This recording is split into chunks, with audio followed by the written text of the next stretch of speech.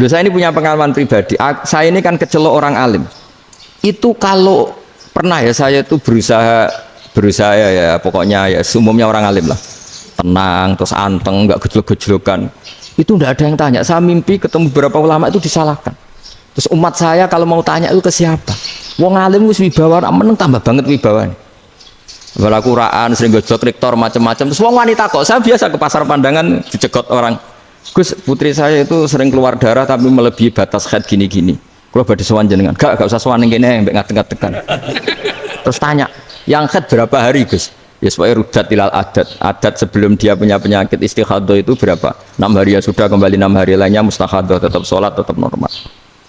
Tapi kalau saya wibawa mau pasar go tasbih dulu iku mesti wong salaman njaluk donga yakin. Tapi baru kayak rada uraan ketemu wong-wong, dol pening ndi? Mak pening ndi? Gus beneran Gus ketemu jenengan kula wingi badhe tuwa kok. Ini tanya. Jadi uraanku itu amdan. Lho nek sampean asli. Asli uraan. Karena ada uraan lah tetap tidak wibawa kan. Jadi baru kayak uraan itu ya banyak. Saya itu kalau ngantor di Jogja itu banyak orang yang tanya. Ya biasa tuh tanya macam-macam. Karena saya uraan. Ke pasar ya orang, bahkan di bis sering ketemu orang. Wah beneran Gus kalau badhe sowan jenengan badhe tanya ini. Ya sudah di sini aja. Jadi semua itu diilmoni. Nah, Nabi itu punya sisi yang dua-duanya jalan. Memang beliau luar biasa, dipilih Allah yang luar biasa. Nabi ketika wibawa itu banyak sahabat yang bahkan mengenali wajahnya aja tidak bisa. Ka'anna ala ru'usihim at-tayr. Bayangannya seakan-akan di kepalanya itu ada burung yang takut terbang, saking antengnya. Tapi Nabi sekali mengeluarkan job, sekali santai, itu sahabat tanya itu sampai yang nggak pantas ditanyakan. Nabi saat tadi kumpul istri saya, tapi tidak enzal itu wajib mandi ndak. Aro'aita law anna ahadana ya'ti imro'atahu walam yunzil. Itu ya ditanyakan. Nabi pun kumpul itu betul sakit enzal sepundi. Guys betul lagi. Terus ya ada yang tanya macam-macam. Ini saking ada sahabat dipanggil Nabi tambah lari, dipanggil lagi tambah lari. Pas jenengan nyeluk, oh pas kula kumpul bojo kula. Lah kula kuwatir jenengan orang suci, saya belum mandi, makanya saya lari. Nabi ngendikan innamal mukmin thahir, ya nak masalah ketemu kiai ra apa-apa ijek junub. Sementing kok nak salat ya dhisik. Tapi Nabi sekali pakai mazahirul jalal, tapi pakai wibawanya, itu orang enggak berani ngomong. Tapi sekali Nabi rileks, itu orang bisa tanya apa saja, termasuk halal yang enggak pantas. Loh, ada sahabat itu tanya lucu, tanya Maimunah. Maimunah itu ya cantik tapi sudah agak tua lah. Maimunah, ya umal mukminin, hukumnya ngambung bojo pas Ramadan ubi. Wah gak roh aku, gak tahu diambungkan Nabi pas Ramadan. Tanya Saudah, malah orang-orang diambung kalau Saudah itu kan wis tua itu. Lucunya istrinya jawab, tanya Aisyah yang mungkin Nabi, iya yang mungkin tanya Aisyah. Itu yang usul ya istrinya Nabi Maimunah. Selalu Aisyah, tanya Mbak Aisyah. Ya Amirul ya umal mukminin gini-gini. Aisyah yang cantik masih perawan kan. Qabbalani Rasulullah bahwa oh Nabi biasa ngambung-ngambung pas Ramadan dan beliau tetap puasa. Akhirnya fakih ngarang kan wa takbil fi Ramadan wa tublah la tubtilu shauma ngambung ora. Iku udah biasa di sini. Ya nasib bojone ayu. Nah ini artinya seasik itu gitu. Jadi garwane Nabi sing ngrasa rodok tuwa. Wah, aku ora tahu ya. Kok Aisyah serilek itu dulu itu maksudnya orang-orang Islam pertentangan itu maksudnya dia balik semua ini bedanya orang pesantren sama orang kampus. Kalau orang kampus mau cerita agama itu rahmatan lil alamin tapi nyontokno rileke ora iso. Agama itu rilek tapi nyontokno rileke ora iso mergo ora pati ngaji. Contohnya ora iso tapi mau gawe kaidah Islam itu rahmatan. Jadi Nabi itu lah, Allah juga gitu. Allah itu kalau sudah memperlihatkan mazahirul jalal, itu mbok malaikat Jibril rawani. Ketika Allah dengan mazahirul jalal. Tapi kalau Allah dengan mazahirul jamal, mazahirul apa? Jamal. Iku ya gojo-gojo kan ambek makhluke gojo. Ya buli-bulian cara sakniki. Ya sampean delok ning hadis syafaat itu, akhiru man dakhalal jannah atau akhiru man kharaja minan nar itu di beberapa judul. Ada seorang rojul yang ahli neraka ya, dintas sebagai pangeran terus ditudono swarga Gusti swarga sengiler tok ora wong wayu ora wis wong ngiler tok ngerjaluk Gusti mosok roh tok ora oleh mlebu jarimu asal mlebu metu kon neraka ora jaluk-jaluk meneh sumpah lho ya gak jaluk apa-apa meneh mboten Gusti sekali saya keluar dari neraka ndak akan minta apa-apa lagi wis wallahi la as'alu ghairaha mesti ghaira khoslah ghaira tilkal khoslah ya niku pokoknya selain keluar dari neraka saya ndak akan minta lagi didono swarga wong do kelon seruwibet kan sing bojone elek kan dendam dadi ning swarga iku swarga wis macam-macam Gusti mosok roh tok ora oleh mlebu jarene ra janji ra njaluk meneh akhire ya wis didelokno neraka jadi pangeran jawabe gampang didelokno neraka roh neraka begitu menyakitkan begitu ngeri sudah Gusti saya ndak minta surga sementing nggak masuk neraka Rabbana srif anna adzab jahannam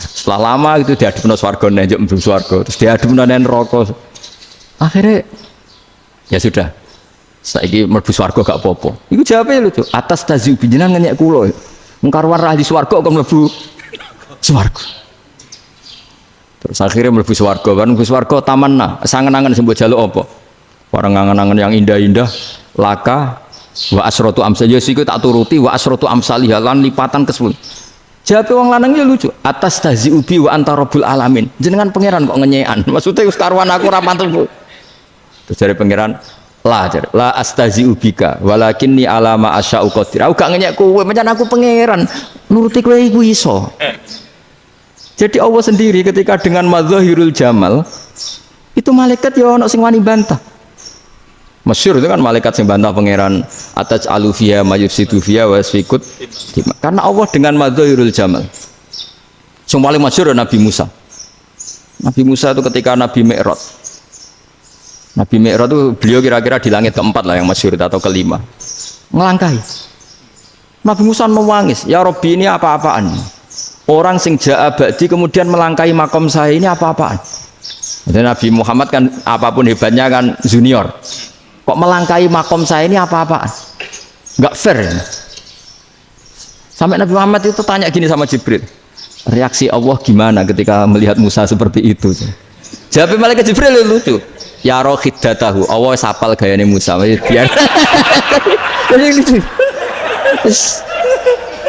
ya dibiarin aja sama mu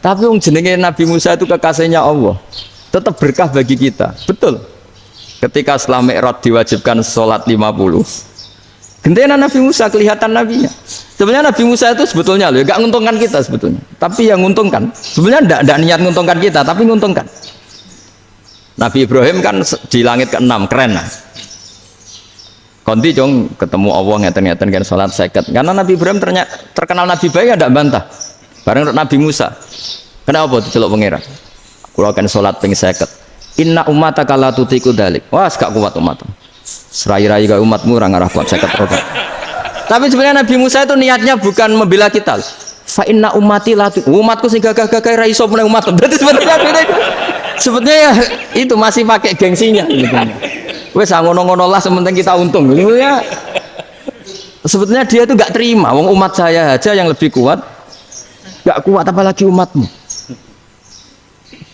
dan terus sebutin irji ila rabbika fas'alhu takhfif itu berarti Allah dengan madzahirul jamal sudahlah datang ke Allah minta keringanan Allah itu baik minta ambek Allah ya diringan mau 5 tok jadi cek 45 balik ke Nabi Musa piro 45 cek ra kuat umat wong umatku ra kuat jadi sebenarnya dia bilang umatku ra kuat lu cara Nabi Muhammad model wong Malang yo beda umatku mbek umatmu ribet kan itu Nabi Muhammad kan tidak seperti itu kan tidak punya akhlak Malang kan akhlak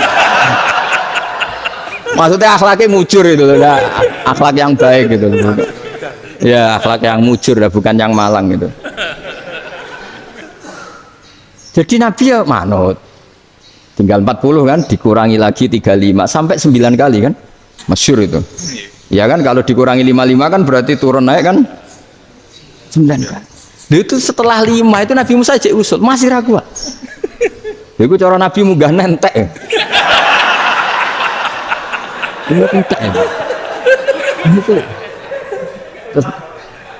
Iya, doa tuntas betul. Bebas. Sebebas. Terus munggah ado-ado lha opo?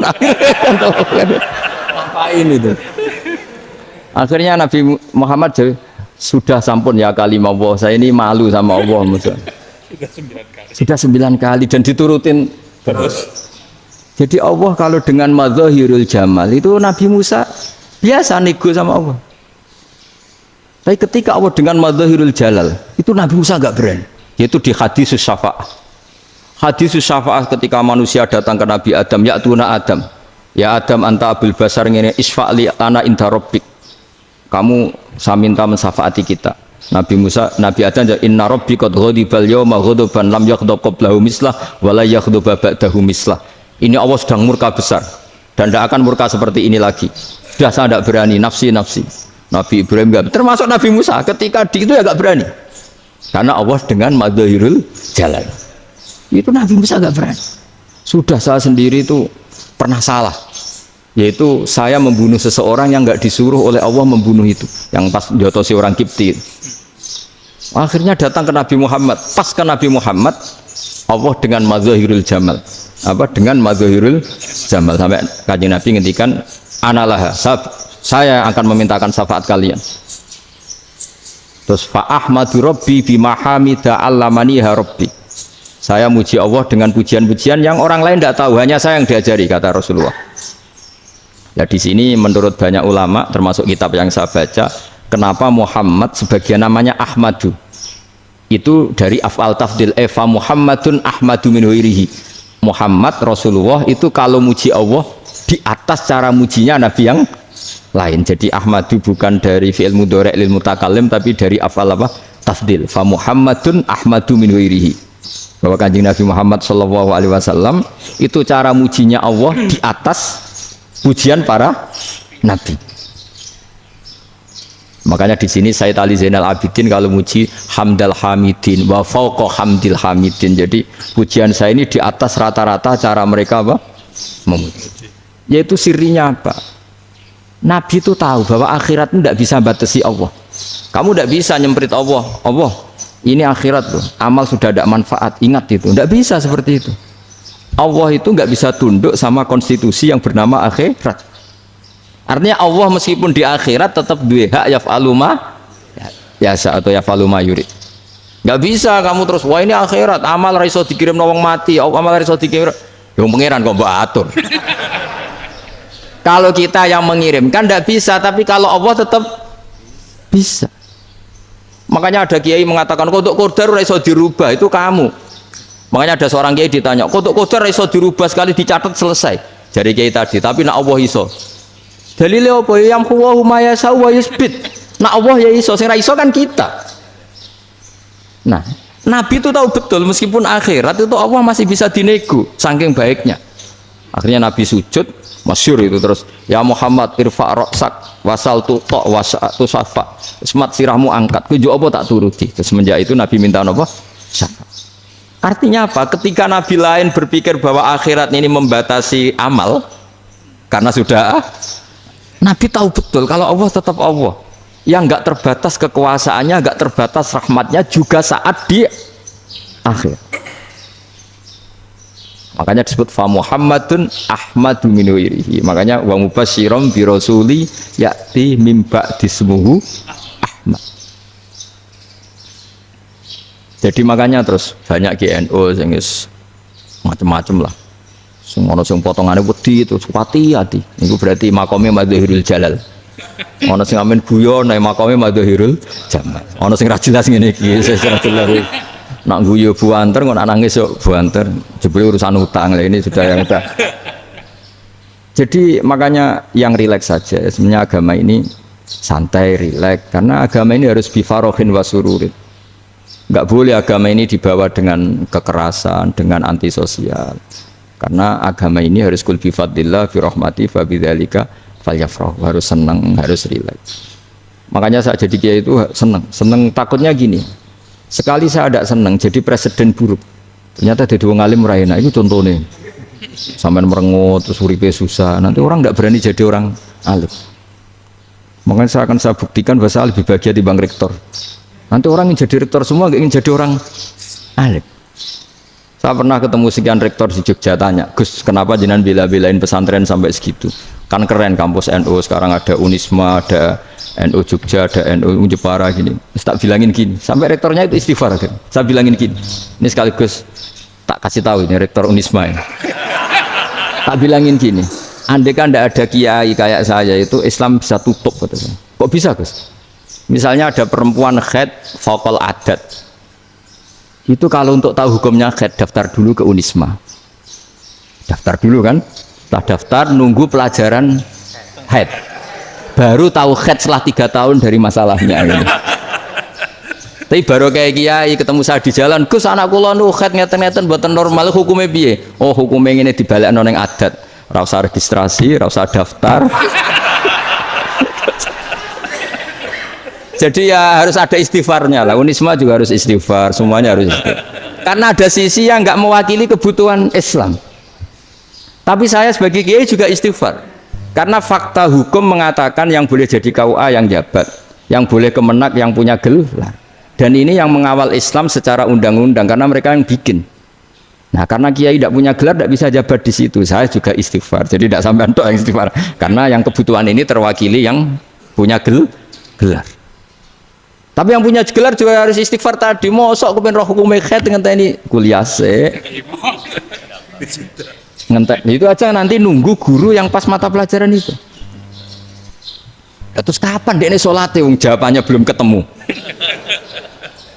Tapi baru kayak saya kan ketemu di jalan tanya. Gus saya sering ketemu. Gus saya ini bapak angkat. Mau nikahkan putri saya itu gimana itu kalau cerita wali sebenarnya anak saya sok, kalau nggak cerita nggak sah karena saya bapak angkat. Itu banyak. Hanya tak akali ya sudah wali yang sebenarnya taukil pada hakim tanpa diketahui, tapi hakikatnya itu taukil hakim. Itu kan tidak gampang. Dan tapi kalau tanyanya di kampus registrasi dulu, daftar dulu, baru tahun berapa ada pelajaran itu? Semester 5 baru tanya. Iya kan? Semester 5 ya? Iya. Oh, itu kan. Jadi jangan kira terus sistem Unisma itu yang terbaik di dunia, tidak juga kan, tidak juga. Dan sistem-sistem yang lain maksudnya ada aja. Tapi sistem kiai loh, Mbah Mun juga sering pesen saya, kowe kudu seneng pegawai negeri. Piye sing jaga agama pegawai negeri. Kemarin pas acara 7 harinya Gus Roba saya matur itu di depan para kiai. Setelah saya jadi kiai ya itu nyata. Islam di Papua, di NTT yang bawa siapa? Dokter negeri, ya kan? KUA negeri, barokahnya mereka negeri dijamin negara kan, barokahnya Muslim berkebutuhan Islam, akhirnya bikin musola di situ, bikin masjid. Bahkan di Korea Utara itu ada masjid bawaan duta besar, karena banyak duta besar Muslim berkebutuhan masjid. Yang bisa gini itu yang negeri apa yang swasta? Negeri lah. Di sini kiai tidak mewakili semua kebutuhan apa? Islam. Tapi kampus juga enggak, kampus Islam sekalipun tidak memenuhi semua kebutuhan Islam tadi. Masa orang tanya kan nunggu semester berapa tadi? Semester 5 masih daftar dulu. Nunggu pelajaran itu. Ayahnya pas ketemu dosennya, saya tidak pernah kan ribet kan? Dosennya cowok gitu. Jadi sudahlah, makanya ini. Iya, makanya ini kan bentuk kearifan lah. Jenengan ngakui fungsi kiai kayak saya itu bentuk kearifan. Saya juga ngakui jenengan itu butuh kearifan. Saya sering didolani KUA itu. Itu rata-rata ya didikan kiai. Kompilasi hukum Islam itu banyak ya, janda cantik. Contohnya harus cantik, kalau jelek nggak mungkin terjadi kan. Ada janda cantik kebetulan suka kawin tapi takut zina. Saya ulang lagi, suka kawin tapi takut. Itu seringnya gitu Pak Rektor. Jadi dia kawin bosen, bilang ke KUA, Pak saya sekarang mau nikah sama ini. Loh, tapi kamu mau punya suami. Ya tapi kan nggak tercatat Pak. Itu KUA-nya rata-rata itu nggak berani. Meskipun nggak tercatat, karena secara fikih meskipun nggak tercatat tetap dia seorang perempuan yang bersuami, maka nggak boleh nikah sama orang lain.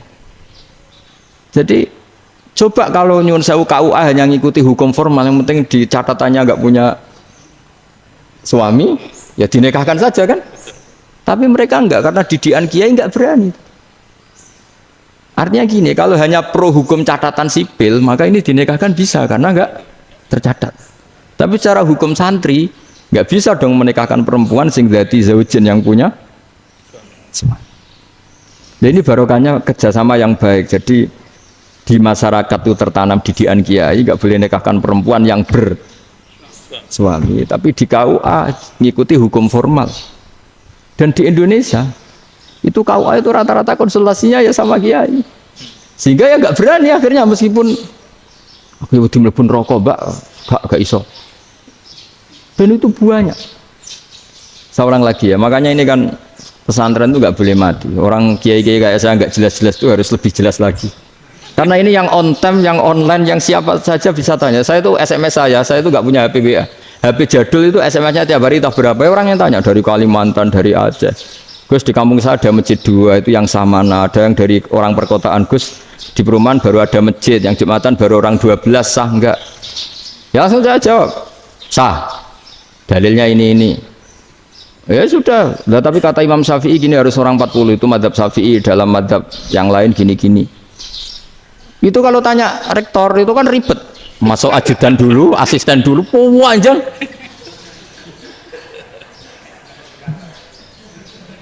Wah itu kan ribet kan?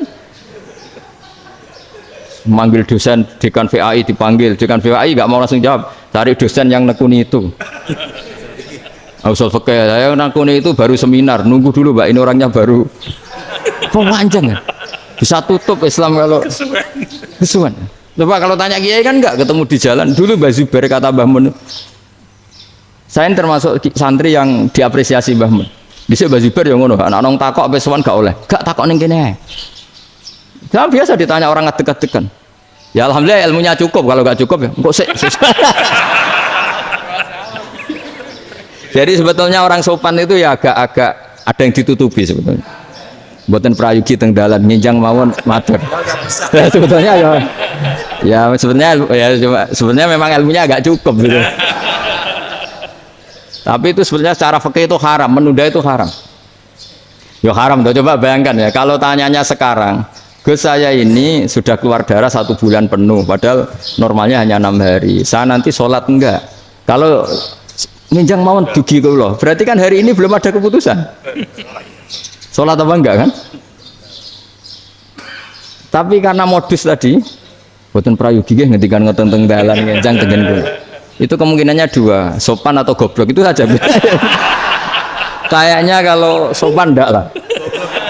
Kayaknya enggak lah kata saya. Karena secara fikih itu jelas haram. Bagaimana mungkin sesuatu yang harus dipraktekkan nanti duhur dijawab besok, berarti duhur asar sampai subuh belum ada jawaban, berarti nggak ada sholat kan? Ya makanya dibutuhkan orang-orang alim yang kultural seperti ini, dan NU menghormati kultural. Tapi Mbah Mun juga sangat menghormati Islam formal karena tadi produk-produk formal itu bisa dilembagakan oleh negara dan itu kita ikut untung. Makanya Mbah Mun itu kalau punya tamu KUA, punya tamu polisi sampai pejabat itu. Kenapa saya contohkan KUA supaya jangan kira seperti pendapat orang-orang hasud. Wah, mesti aja disolani presiden seneng, menteri seneng, enggak juga. Sebenarnya semua kiai itu mulai KUA sampai polisi, polsek, polres itu seneng semua. Karena sama-sama diajak mengawal bangsa ini, diajak mengayomi semua masyarakat. Tapi kadang-kadang masyarakat ngeritiknya, jenis kiai disolani menteri ya seneng presiden. Padahal yang soal kiai itu ya mulai KUA, Kapolsek, kepala desa, RT, Mudin. Itu mungkin kalau tanya lucu-lucu. Gus kalau nate nyembelih pitik kemanian, pitik gue gede man. Akhirnya Gus ngerti nak kemanian langsung tak sebelah meneh terusane ku sah ta ora. Ribet. Ya tak jawab, lah pitike pasti ku jek urip to ora. Terus urip Gus, wis sah to madzhab Malik jek urip. Karena itu ada perdebatan antara madzhab Malik dan madzhab Syafi'i. Nah cara Imam Syafi'i itu agak ketat. Hewan yang punya kehidupan sudah mutharibah, misalnya ayam jago, contohnya harus jago, karena kalau ayam kecil diikhlaskan haram. Jadi yang cilik wae kan gitu. Fikih itu ya, fikihnya orang Indonesia itu pecundang. Kalau ayam kecil nggak ditanyakan, mate ra wis. Kalau jago ditabrak truk kejet. Andai kan nggak disembelih pun mesti mati. Itu cara madzhab Syafi'i itu haram. Karena penyembelihan ini tidak menjadi penyebab kematian, tapi memang karena kecelakaan tadi. Ini cara madzhab Imam Malik enggak. Andai kan enggak disembelih, matinya kan 2 menit lagi atau 1 menit lagi. Andai kan enggak disembelih. Berarti mati sekarang itu bawaan pisau apa bawaan kecelakaan? ya sudah halal gitu caranya. Nah akhirnya ya saya bilang ya sudahlah kita semuanya malu. Jadi cara debat, cara Imam Syafi'i enggak, cara berpikir itu sudah tidak kehidupan yang normal, yang dimana-mana penyembelian itu mematikan yang hidup normal, jadi agak ketat. Sehingga dalam contoh kemanian, kalau dalam bahasa Jawa nyembelih agak sempurna terus pesonya jatuh atau apa itu, kalau pakai mazhab Syafi'i agak kesulitan. Jadi kalau mazhab Malik asal diselesaikan secara fauron, dan juga sebagian mazhab Syafi'i itu halal. Nah orang mesti tanya gitu, Gus, wedhusku tabrak truk, eman Gus kejet-kejet. Tapi nak pitik cilik ra ditakok. Makanya termasuk kritiknya Mbah Mun, tapi ini mazhabnya Mbah Mun ya, kamu boleh ikut boleh ndak, karena ini urusan ndak penting. Jadi wong-wong lucu, nak ditakoki yuyu muni haram mergo amfibi. Yuyu ngerti ya, Man? Yuyu nggih. Tapi nak ditakoki kepiting muni halal. Mergo nak yuyu haram gak eman, nak kepiting eman. Padahal alasannya coba, kenapa yuyu haram? Karena amfibi kan, bisa di air. Pertanyaannya, kepiting seperti itu ndak? Nah, tapi kepiting kalau haram kan eman. Karena besar kan, kalau yuyu silahkan haram kan gitu. Artinya apa? Fikih kita ya agak-agak pecundang gitu, agak-agak pertimbangan. Iya, ini lucu kan? Kualitatif. Coba alasannya yuyu haram karena apa? Amfibi kan, hidup dua alam. Pertanyaannya kepiting seperti itu enggak? Iya. Kenapa? Kalau orang tanya, yuyu haram apa halal? Rata-rata jawab haram kan? Tapi kalau kepiting mulai khilaf. Loh mestinya kan sama kan? Nah itu iya tadi saya juga sering melihat tonggo-tonggo itu ayam cuwilik sama ini ketabrak truk, nggak ada yang tanya. Tapi saya pernah jalan-jalan di Naruan sini, ono jago ketabrak, sing duwe langsung marani kula pas saya naik motor, Gus ini halal apa haram? Nah langsung kula sebelah halal apa haram? Wis kanggo kowe halal ya halal. Karena saya tahu tak jawab haram masih kecewa itu. Aduh, kiai ini beratnya. Ya akhirnya ya saya setelah itu Fatihah Imam Syafi'i ngapunten umat kula nu rahasia mangke madhabe jenengan tuh ndak sia. Iya kan akhirnya pakai madhabnya Imam Malik tadi. Ya tak Fatihah Imam Syafi'i ini mboten niat nglawan jenengan. Tapi ngobati tiang eman. Mergo pitike besar itu. Jadi ini kan ceritanya itu, makanya yang rileks saja lah, bahwa Islam ini yang rileks, yang menyenangkan, karena ya agama ini harus menyenangkan. Raditu billahi robba, raditu itu seneng banget, ridho itu puas, nggak boleh beragama pertuntungan terus emosinan, ya marem atau raditu itu marem, jadi yang nyaman. Ya saya kira demikian. Assalamualaikum warahmatullahi wabarakatuh. Pelajari loh Pak. Pon. Alhamdulillah. Satu aja yang di sini benar. Oh, satu aja. Syarat. Nggih, damel syarat. Jadi mungkin ada satu pertanyaan aja. Satu saja. Bukan keluhan. Bukan keluhan. Ini mumpung Gus Bak pada Madhohirul Jamal. Iya, Madhohirul Jamal. Sebentar lagi sudah jalan. Sebentar lagi sudah Madhohirul Jalal. Jadi gak kena ditakoni. Monggo setunggal mawon. Niki. Ya, Pak. Niki, ambil. Nggih. Ampun dawa-dawa terus ya, Gus. Ya jagal-jagal ya. Assalamualaikum warahmatullahi wabarakatuh. Saya Fadil, alumni Unisma yang kuliahnya paling lama. Masih di jalanan. Gus, pertama saya muhibin jenengan ngikuti 3 tahun terakhir. Sepertinya ketika Mbah Hasyim Asy'ari hadir di tahun 1900-an sampai mendirikan itu, kok suasananya sama seperti Gus Baha hadir di tengah-tengah situasi genting Indonesia ini. Saya kira yang memunculkan nama Gus Baha di banyak media online yang saya amati itu malah awalnya dari kelompok bukan kita gitu.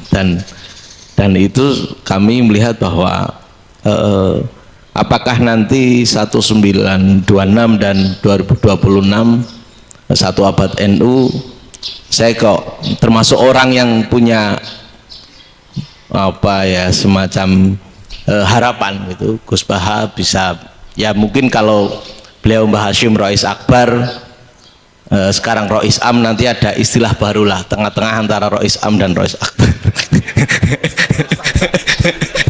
Karena setiap satu abad harus ada mujadid, dan kami berharap Nah, kamu aja tak angkat. itu yang pertama, artinya mohon maaf Gus. Yang kedua soal saya termasuk orang yang cukup iskal dengan peristiwa Nabi, kalau banyak disebutkan itu kisah Nabi Khidir yang dari 3 cerita itu hanya satu cerita yang saya masih agak bingung soal di situ anak kecil itu pakai kalimat, kalau di Al-Quran itu pakai kotala, jadi pakai anak kecil itu dibunuh seperti itu. Jadi ada istilah yang apakah memang saat itu ada syariat yang membolehkan, atau memang ada sesuatu yang secara dari Allah Subhanahu wa Ta'ala memang itu dibolehkan untuk Nabi Khidir. Jadi di antara semua cerita itu saya yang agak iskal yang itu. Kalau yang kisah soal membocorkan itu mungkin masih bisa masuk ya, tetapi apakah sudah ada ilmu psikologi yang sangat tinggi sehingga kalau ada anak-anak yang idiot itu, atau apapun istilahnya yang sekarang itu boleh dilakukan tindakan begitu gitu. Nah ini saya lebih provokatif dari Pak Rektor biasanya. Artinya mohon maaf, karena pemahaman saya ada 2 pendekatan ilmu yang masuk, satu seperti Nabi Musa, yang satunya seperti Nabi Khidir. Mudah-mudahan ada sedikit penjelasan. Siap Gus, terima kasih. Dan yang terakhir, mudah-mudahan karena Indonesia situasi terakhir saya kira kita ketahui lagi pandemi seperti ini Gus, jadi saya juga ingin pendapat Gus Baha, apakah ini situasi pandemi corona itu Allah sedang Madhohirul Jamal atau Madhohirul Jalal? Terima kasih. Assalamualaikum warahmatullahi wabarakatuh. Assalamualaikum warahmatullahi wabarakatuh. Monggo langsung mawon Gus. Ini provokatif ini kayak. Loh, di situ aja kamu tanya kok terus mirip. Siapa Fadil ya? Fadil. Dari peternakan ya? Peternakan. Tapi mau ngomong tafsir itu. Mulai kacau peternakan ngomong tafsir ini mulai kan. Nah, ini ada yang hafal Quran ngaco, paling enggak setengah hafal. Enggak yang dari Unisma. Enggak begini, ayat itu kan ditutup wa ma fa'altuhu an amri, ya saya maknani wa ma fa'altu lan orang nglakoni ingsun hu ing kabeh sing kasebut an amri mergo kepinginanku ingsun. Jadi saya melakukan itu semua bukan karep saya sendiri. Jadi Khidir sendiri itu kamu untung enggak nekuni tafsir. Kalau nekuni tafsir yang kamu soal bukan Nabi Khidir, karena Nabi Khidir itu hanya satu orang. Yang kamu soal harusnya Israel. Itu ndak rektor, ndak kiai besar, ndak siapa saja dihabisin itu. Kenapa Israel ndak kamu tegur? Gimana hukumnya qatlul mukmin? Kenapa Israel ndak kamu masukkan ayat wa may yaqtul mu'minam muta'ammidan fajazahu jahannamu khalidan fiha. Ingat ya Israel. Iya kan? Nah, Israel melakukan pembunuhan itu, kadang yang dipateni nyuwun sewu orang soleh betul. Tapi wae kabundut ya. Itu Israel juga tidak atas pilihannya, tapi karena perintah. Nah, Khidir itu bukan nabi syariat, kira-kira mirip kayak Israel, karena beliau bukan nabi syariat. Jadi ini agak aneh, ini kan orang nekuni tafsir kayak saya sampai berjilid-jilid kitab. Saya kemarin mata saya agak sakit karena saya nangis itu sudah 2